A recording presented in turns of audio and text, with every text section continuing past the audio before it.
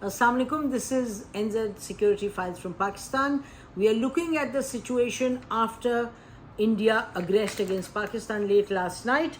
In India's own words, it targeted 9 sites, and India claimed that their focus was measured, non-escalatory, and that no Pakistani military sites were targeted, no facilities were targeted. And India gives itself a badge for self-restraint, and then it frames the whole aggression in violation of several articles of the UN Charter. It says that it attacked because in the wake of barbaric Pahalgam terrorist attacks in which 25 Indians, 1 police was killed, and the operative line here is we are living up to the commitment that those responsible for this attack will be held accountable. I mean, who's responsible? Where's the evidence? The whole world is still asking who's responsible, but India is not answerable but for the stories that it cooks up itself, and that's what it's done in this case with no evidence. After India did what it did and attacking, even targeting hydro power project in Neelam Jhelum Valley. After that, 28 Pakistani citizens were also killed. Pakistan then basically Pakistan's response came in the form of shooting down about 5 Indian jets. You all have the details by now. Those were pride of the Indian Air Force. Rafales, 3 Rafales were shot down, 1 Sukhoi was shot down, and a MiG-25. In addition to that, there were UAVs. 2 of them were shot down. Pakistan then came up with its own statement. National Security Committee met this morning, and in their statement they explained and they rejected Indian claims, etc. And the operative part of the statement, was that the armed forces of Pakistan have been duly authorized to undertake corresponding actions in this regard. That the Pakistan armed forces can take corresponding actions in this regard. What regard? In regard to the fact that Pakistan reserves the right to respond in self-defense at a time, place and manner of its choosing to avenge the loss of innocent Pakistani lives and blatant violation of its sovereignty. So hence that's the question, and that answers what people have been asking us from world over. Is it over? Is this going to be it? Is India going to respond? Is India not going to respond after its planes have been shot? Answer has come straight from the Pakistani National Security Committee, which is led by the Prime Minister of Pakistan, saying very clearly that Pakistan has yet to avenge the killings of its 27 innocent citizens and violation of sovereignty and its integrity, and has been aggressed against. I think there are about 10 issues that come to mind when this National Security Committee statement comes out, and the questions that are being asked by the people of Pakistan, because don't forget, Pakistan has been aggressed against. India went deep into Pakistani territory. Its missiles went and attacked civilians and etc. So the questions that were being asked of the National Security Committee before this meeting came out with its own statement. Number 1, has India violated Pakistan's international borders and penetrated into Pakistani territory? Answer is yes. India's aggression has led to the death of innocent Pakistani citizens, 27 of them. Answer yes.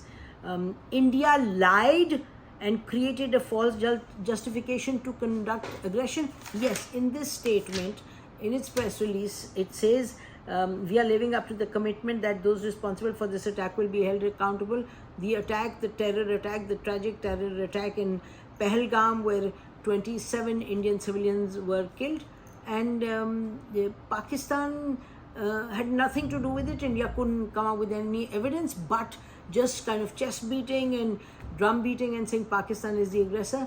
Even to this day, none of India's closest friends in the international community can come up with a shred of evidence, and they are hence asking India even to this day and saying, where's the evidence? I mean, even BBC, which had analysts who sounded like the Indian official television analysts, they were even saying, well, but there's no evidence that Pakistan did what India claims Pakistan did in Pahalgam. So the question that did India create lies, did it fabricate a false justification to attack Pakistan? The answer is yes. So then the big question is, Pakistan is a nuclear state. Pakistan has been claiming we've got a deterrent in place that it will deter India from attacking Pakistan. So has Pakistan's deterrence, military deterrence, failed if India has been able to attack into the heart of Pakistan, right in Punjab, in Muridke, 20 miles from the metropolis Lahore, and from Muridke, and attack Bahawalpur? So naturally the question is, where's the deterrence if the Indians can do what they've done? Has Pakistan therefore taken enough military steps to prevent India from repeat aggression against Pakistan? Was downing of those 5 Indian jets sufficient to prevent India from repeating this aggression, which it anyway in 2019 did the same thing?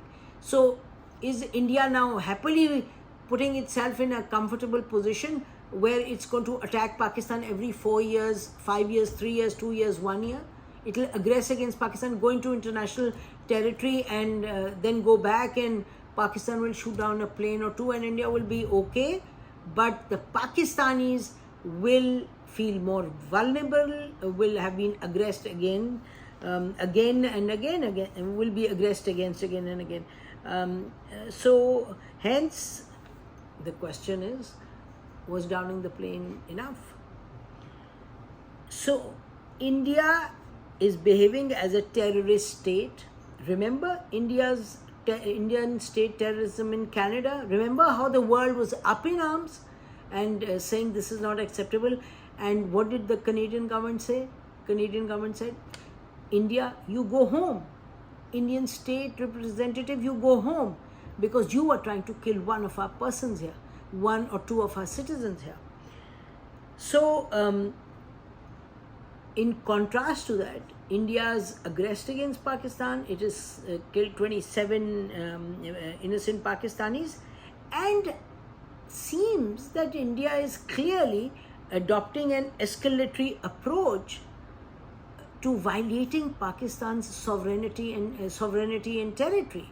So what is Pakistan doing about this Indian approach, where it's escalating its violence, its violation of Pakistan's integrity and sovereignty?